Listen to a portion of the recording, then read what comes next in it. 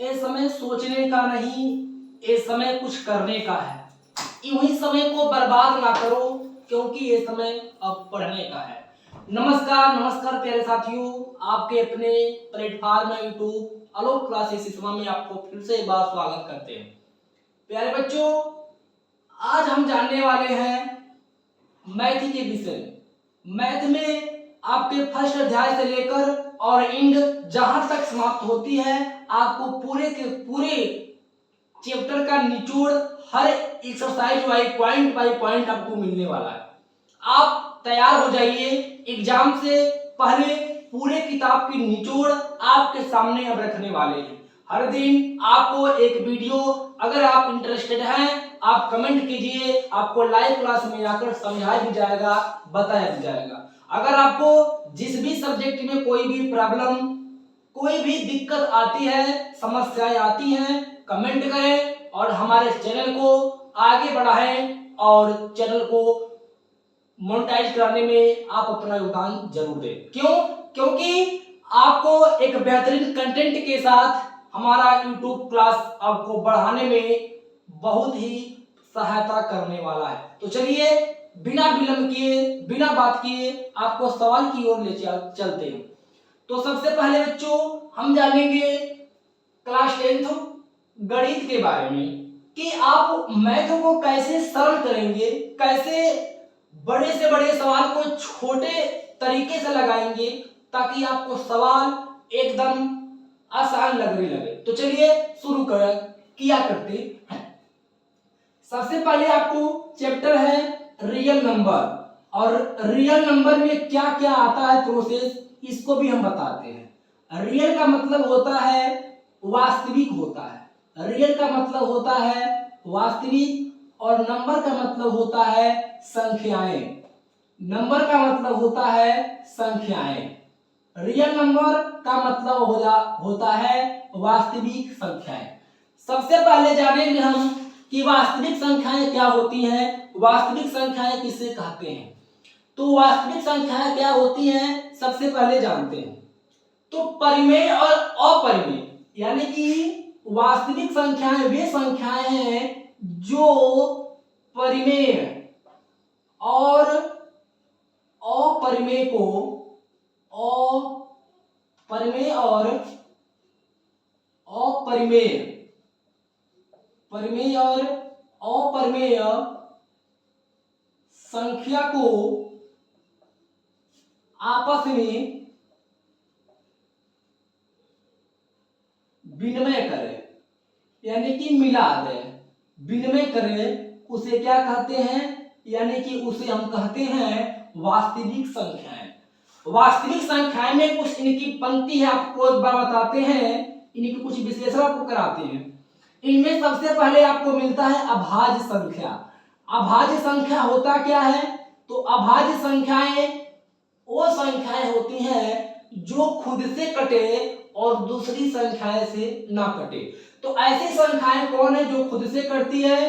तो 3, 5, 7, 11, 13, 17 और 19 इत्यादि सारी संख्याएं हैं जो अपने आप से कटती हैं और दूसरी संख्याएं से नहीं कटती हैं। इसके बाद आता है भाज्य संख्याएं। भाज्य संख्याएं क्या होती हैं? तो भाज्य संख्याएं वो संख्याएं होती हैं जो संख्या दूसरे से कटे और अपने आप से ना कटे। तो ऐसी संख्याएं कौन सी संख्याएं हैं? तो ऐसी संख्याएं होती हैं 2, 4, 6, 8, 10, 12, 14 और इत्यादि सारी संख्याएं जो दूसरे से कटती हैं, ऐसी संख्याएं को हम क्या बोलते हैं? तो ऐसी संख्याएं को हम बोलते हैं भाज्य संख्याएं। तो आपको 2 पॉइंट सबसे इंपॉर्टेंट इस चैप्टर की आपको 2 पॉइंट मिलेंगी, अभाज्य और भाज्य संख्याएं। सबसे पॉइंट टू पॉइंट बाई आपको मिलता रहेगा और इस पॉइंट को आप सबसे पहले नोट कर लिया करें। इसके बाद से हम बढ़ते हैं चैप्टर की तरफ। चैप्टर क्या कहता है, चलिए इसको भी एक बार देखते हैं कि चैप्टर क्या कहता है। चैप्टर सबसे पहले आपको चैप्टर की अगर बात करें तो चैप्टर अभ्यास 1.1 की ओर चलते हैं। अभ्यास 1.1 की ओर चलते हैं कि 1.1 क्या कह रहा है। 1.1 में सबसे पहला सवाल जो आपको मिलेगा वो आपको मिलेगा कि निम्न में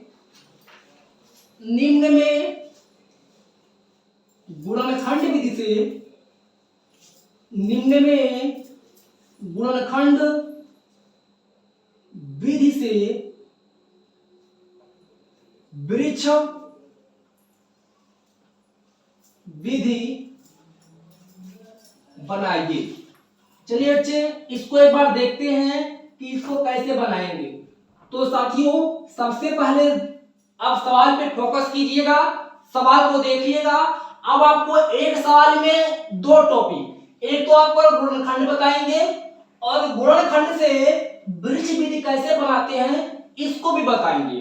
तो सबसे पहले आप ध्यान दीजिए कि गुणनखंड कैसे निकालते हैं और गुणनखंड से वृक्ष विधि कैसे बनाते हैं। तो चलिए सबसे पहला सवाल दिया है यहाँ पर 420। एक बार ध्यान दीजिए बच्चों, 420 दिया है। 420 को गुणनखंड भी करना है और गुणनखंड करके हमको वृक्ष विधि भी बनानी है। तो चलिए बनाते हैं इसको एक बार देखिए। यहाँ 420 का गुणनखंड करेंगे तो 2 दूना 4, 2 करने 2 और 0, 2 करने 2। अब यहाँ पर 2 अंक लेंगे यानी कि एक 0 बढ़ाएंगे और 2 5 10 यानी कि 105 दूना 210।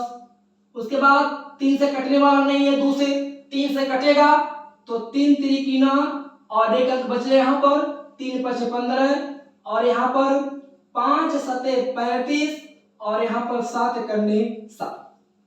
चलिए ये आपका हो गया गुणनखंड विधि। अब इसका क्या करना है, वृक्ष विधि करना है। तो कैसे करेंगे चलिए इसको जानते हैं। सबसे पहले यहाँ एक खाका बनाते हैं और यहाँ एक खाका बनाते हैं। 7 5 35 यानी कि 7 यहाँ लिखिए, 5 यहाँ लिखिए और आपको पता है कि दोनों मिलाकर क्या हो जाएगा, यानी कि दोनों मिलाकर हो जाएगा आपको 35। अब 35 यहाँ कितना होगा, यानी कि यहाँ लिखेंगे यहाँ 3। तो आपको पता है कि 35 में 3 का गुणा करेंगे तो हमारा हो जाएगा 105। अब 105 गुना कितना होता है तो यहाँ लिखेंगे आप कि 105 गुना कितना होता है तो यहाँ मिलेगा आपको 210 होता है। अब 210 लिखे। अब 210 में कितना होता है तो यहाँ लिखेंगे 2 और 210 गुना को आपस में जब मिलाएंगे तो यहाँ आपका हो जाएगा बच्चों 420 और 420 जब होगा तो यहाँ पर आपको 420 मिलेगा। और देखिए 420 का 420 आपका वृक्ष विधि बन गया और आपका गुणनखंड विधि बन गया। तो एक सवाल में दो सवाल आसानी से आप एडजस्ट कर सकते हैं। तो आपको यह गुणनखंड विधि है और आपका यह वृक्ष विधि सवाल है। तो आपको दोनों सवाल एक में हो गया। फिर चलिए एक और बना के आपको दिखाते हैं। सवाल नंबर 2 पहला का 2 यानी कि पहले के दूसरे सवाल। इसके बाद से आपको 468 यानी कि 468 का गुणनखंड निकाल कर आपको दिखाते हैं। तो 468 गुणनखंड निकालेंगे तो इसको काटेंगे 2 से। सबसे पहले 2 दूना 4, 2 3 6, 2 चौको 8, 2 करने 2, 2 छक 12 और 2 सत्ते हो जाएगा आपका 14। ठीक है बच्चों। इसके बाद से इसकी वैल्यू कितनी मिलेगी, 2 दूना 4, 2 3 6, 2 सत्ते 14, 2 दूना 4, 2 3 6 और 2 चौको 8, 2 करने 2, 2 छक 12, 2 सत्ते 14। चलिए इतना मिला। इसके बाद से क्या हो जाएगी आपका 167 की वैल्यू। और 167 की वैल्यू किसे कटेगी, यानी कि आपको पता है कि एक वंजा में 1 गया कट गया। इसके बाद से एक वंजा में डबल डिजिट में नंबर चलेंगे बच्चों। तो 2 1 जा 1 यानी कि 1 से कटा। अब 2 करने 2 1 यहाँ हो गया अब इसके बाद से बच्चों यहाँ बचा कितना, तो यहाँ बचा आपका 14, तो 2 सत्ते हो जाएगा आपका 14। इसके बाद यहाँ काटिए आप, तो यहाँ किसे कटेगा, यानी कि यहाँ कटेगा 3 से। ठीक है बच्चों, 3 तिरकी 9, 2 बचा 27, तो 3 9 27। अब यहाँ 3 एक करने 3 और 3 तिरकी 9, और यहाँ कटेगा 13 करने 13। हो गया बच्चों। अब ये आपका गुणनखंड निकल गया, और इसके बाद से आप निकालेंगे वृक्ष विधि। तो यहाँ सबसे पहले आप लिखेंगे कितना, यानी कि सबसे पहले आप लिखेंगे 13 और यहाँ लिखेंगे 3, तो 13 तिया हो जाएगा आपका 39, और यहाँ 39 कर देंगे। और इसके बाद से 39 तिया, तो आप दोनों मिला देंगे, तो 39 तिया आपका हो जाएगा कितना, 117। अब 117 दूना, तो आपको पता है 117 दूना आपका हो जाएगा 234, और 234 दूना यानी कि 234 दूना आपका हो जाएगा प्यारे साथियों 468, और यही आपका वृक्ष विधि आसानी से निकल जाता है। यहाँ एक बार सवाल और देखिए बच्चों, 2 दूना 4, 2 3 6, 2 चौको 8, 2 करने 2, ये 2 कट गया, ये 2 कट गया, हमें लगा बच्चों नहीं कटा था, 2 कट गया, 2 करने 2, एक बचा 14, 2 7 14, 3 तिरकी 9, 11 में से न जाए 2 बचेगा, यहाँ हो गया 27, 3 9 27, और 3 करने 3, 3 तिरकी 9, और 13 करने 13। आपका ये हो गया गुणनखंड विधि, और ये हो गया आपका वृक्ष विधि। तो दोनों सवाल आप आसानी से लगा ले रहे हैं, और दोनों सवाल आपका आसानी से हो जा रहा है। तो प्यारे बच्चों, इसके बाद से आप खुद से सवाल एक आपको करने के लिए दे रहे हैं, और इसको करके कमेंट में बताइए कि कितना आपका आंसर आ रहा है। तो सवाल आपका है 1008, यानी कि 1008 का आपको गुणनखंड विधि से वृक्ष विधि बनाना है। आप बनाकर कमेंट में बताइए कि कितना आपका आंसर आ रहा है। इसके बाद से प्यारे साथियों देखेंगे सवाल नंबर 2, और सवाल नंबर 2 में क्या कह रहा है, चलिए इसको भी एक बार जान लेते हैं, देख लेते हैं कैसे लगाया जाता है। सवाल नंबर 2 में कह रहा है प्यारे साथियों, सवाल नंबर 2 में कह रहा है कि निम्न अभाज्य गुणनखंड निम्न अभाज्य गुणनखंड को गुणनखंड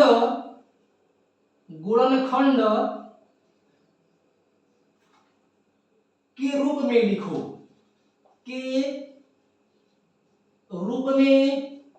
लिखो, यानी कि इनका गुणनखंड करना है, लेकिन इनको गुणनखंड के रूप में ही लिखना है, यानी कि इसको डिवाइडेड नहीं करना है, या मल्टीप्लाई नहीं करना है, एडिंग नहीं करना है। आपको पता है बच्चों कि जब आप इसका गुणनखंड निकालते हैं तो क्या करते हैं, इसका मल्टीप्लाई करते हैं, लेकिन इन्होंने लिखा है कि गुणनखंडों को गुणनखंड के रूप में ही लिखना है, इसका मल्टीप्लाई नहीं करना है। सवाल आपके सामने है बच्चे, कैसे, तो सवाल आपको मिलेगा 650, और दूसरा सवाल आपके सामने 26, 44, और तीसरा सवाल बच्चे आपके सामने है, तीसरा सवाल कर रहा है बच्चों 512। चलिए 3 सवाल आपके सामने हैं, एक बार देखिए ध्यान से बच्चों। सवाल सबसे ही सरल बनने वाला है, सबसे आसान है। निम्न अभाज्य गुणनखंडों को गुणनखंड के रूप में लिखिए। सवाल नंबर पहला 650, इनको निकालेंगे गुणनखंड निकालेंगे कैसे, चलिए देखते हैं। यहाँ लिखेंगे हम 2 3, यानी कि 2 से काटेंगे 3 बार में, 2 3 6, 2 दूनी 4, 1 बचा, 2 बचे 10। चलिए बच्चों कट गया। अब इसको काटेंगे 2 से, तो बिल्कुल कटने वाला नहीं है, क्योंकि संख्याएं हमारा अभाज्य मिल गया, भाज्य मिला नहीं। 3 से काटिए, 3 से भी नहीं कटेगा, 4 से भी नहीं कटेगा, 5 से काटिए बच्चों, 5 6 30, 2 बचा, 5 बचे 25, और 5 एकन्ने 5 और 5 तिहाई 15 और 13 एकन्ने 13, यानी कि 1 2 2 गो 5 और 1 बचा 13 बराबर आंसर आ गया 1 2 गुणे 5 2 बार तो 5 के 2 घात, 1 13 है तो 13 आपका आंसर, यानी कि गुणनखंड के रूप में ही आपको आंसर लिख देना है। सवाल नंबर दूसरा देखते हैं प्यारे बच्चों। दूसरा सवाल क्या कहता है, काटिए 2 से, 2 एकन्ने 2, 2 तिहाई 6, 2 दूनी 4, 2 दूनी 4, 2 छक्के 12, 2 एकन्ने 2, 2 छक्के 12, 1 बचा तो 2 छक्के 12 और यहाँ कितना बचेगा बच्चों, 2 एकन्ने 2। अभी संख्याएं आपको कटने वाली संख्याएं हैं, एक बार काटिए देखिए कट रहा है कि नहीं कट रहा है। तो 2 एकन्ने 2, 2 तिहाई 6, 2 दूनी 4, 2 दूनी 4, 2 छक्के 12, 2 छक्के 12 और 2 एकन्ने 2। अब वैल्यू कटने वाली आपकी नहीं है। जब वैल्यू नहीं कटेगी तो क्या करेंगे, इसी से आप वैल्यू काट देंगे, क्योंकि जब अभाज्य संख्याएं आती हैं तो फिर भाज्य से कटती नहीं है, वो अभाज्य से ही कटती हैं। तो अभाज्य संख्याएं 661 यानी कि 661 661 नहीं कटेंगी, तो 661 करने 661। इसके बाद से हमारा 2 गो 2 और 1 661, इसको लिखेंगे गुणनखंड रूप में, तो 2 पे 2 और गुणे 661 और हमारा यही हो जाएगा प्यारे बच्चों आंसर। सवाल नंबर तीसरा देखते हैं कि तीसरा सवाल क्या कह रहा है। तो 2 दूना 4, 11 बचा, 2 पचे 10, 2 छक्के 12, 2 एकन्ने 2, 2 दूनी 4, 2 8 16, 2 छक्के 12, 2 चौको 8 और 32 दूना 64 होता है और 16 दूना 32 होता है और 2 8 16 होता है और 2 चौको 8 होता है और 2 दूनी 4 होता है और 2 एकन्ने 2 होता है। आपका इतना आया, यानी कै गो 2 है, यानी कि 2 2 4 2 6 2 8 1 9, 9 गो 2 है, यानी कि लिखिएगा 1 2 गुणे 2 गुणे 2 गुणे 2 गुणे और इसके बाद 2 2 4 4 1 5 2 6 7 8 9, यानी कि 9 2 हो गया। अब इनका देखिए जोड़ा बनाइए आप, तो इनका जब जोड़ा बनाएंगे तो 9 है, कुछ नहीं करना है, 9 है, 2 गो 9 है, तो जब 2 गो 9 है 2 पे 9 यानी कि 2 के घाते 9 और 2 के घात 9 ही क्या हो गया आपका आंसर हो गया। तो प्यारे बच्चों, ऐसे प्यारे प्यारे सवाल जानने के लिए आप हमारे YouTube चैनल से जुड़े और आपके लिए गुणनखंड का भी 2 क्वेश्चन देते हैं और इस पे आप कमेंट करके बताइए कि इसका आंसर कितना आने वाला है। आप कमेंट जरूर कीजिए, बताइए कि इसका आंसर कितना आने वाला है। तो प्यारे बच्चों, आप सवाल 2 लगाइए और कमेंट कीजिए कि इसका आंसर कितना आने वाला है। तो ऐसे ऐसे प्यारे सवाल देखने के लिए आप जरूर जुड़े, अपने मित्र में शेयर करें और डेली बाय डेली आपको एक अपलोडेड वीडियो जरूर मिलेगा और आप अपने कोर्स को पूरा करें और हमारा माध्यम रहेगा कि आपके कोर्स को पूरी तरह पूरा कराएं। फिर कल मिलेंगे, आज के लिए